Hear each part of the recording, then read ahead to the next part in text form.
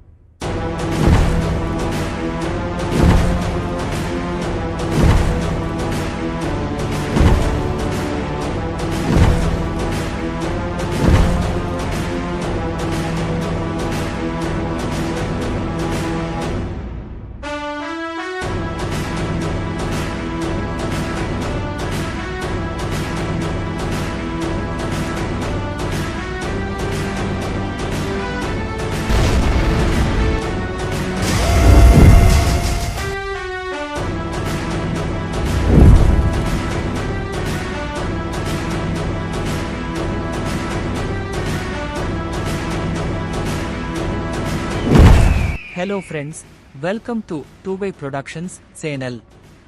கன்னட திரை உலகின் முன்னணி நடிகர்களில் ஒருவரான யஷ் நடிப்பில் பேன் இந்தியா படமாக வெளியான கேஜிஎஃப் மிகப்பெரிய அளவில் வெற்றி பெற்றது.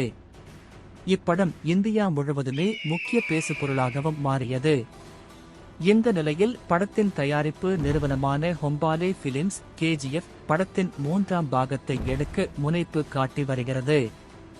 இதற்கான அறிவிப்பை தயாரிப்பு நிறுவனம் சமீபத்தில் வெளியிட்டிருந்ததும் குறிப்பிடத்தக்கது. கேஜிஎஃப் படத்தின் முதல் மற்றும் 2ஆம் பாகம் இரண்டும் இந்திய அளவில் மிகப்பெரிய அளவில் வசூலை ஈட்டி சாதனை படைத்ததை அடுத்து தயாரிப்பு நிறுவனம் 3ஆம் பாகத்தை எடுக்க தீவிர முயற்சி எடுத்து வருகிறது. இதற்காக படத்தின் இயக்குனர் பிரசாந்த் நீலை தயாரிப்பு நிறுவனம் தொடர்ந்து சந்தித்து வருவதும் குறிப்பிடத்தக்கது. இந்த நிலையில் கேஜிஎஃப் படத்தின் 3ஆம் பாகம் குறித்து படத்தின் இயக்குனர் பிரசாந்த் நீல் குறிப்பிட்டு இருப்பது, கேஜிஎஃப் 2 பாகங்களினுடைய மிகப்பெரிய வெற்றியை அடுத்து 3ஆம் பாகம் இயக்க திட்டமிடப்பட்டிருக்கிறது. வசூலில் மட்டும் சாதனை படைக்காமல் இந்தியாவில் கேஜிஎஃப் திரைப்படம் மிகப்பெரிய பேசுபொருளாகவும் மாறியது. இந்த நிலையில் கேஜிஎஃப் 3ஆம் பாகத்திற்கான திரைக்கதை எழுதும் பணிகள் முடிவடைந்து இருக்கிறது. படப்பிடிப்பிற்கு தற்போது கதை தயாராக உள்ளது. இந்த படத்தை நான் இயக்குவேனா என்று தெரியாது, ஆனால் யஷ் கண்டிப்பாக நடிப்பார் என்று குறிப்பிட்டுள்ளார்.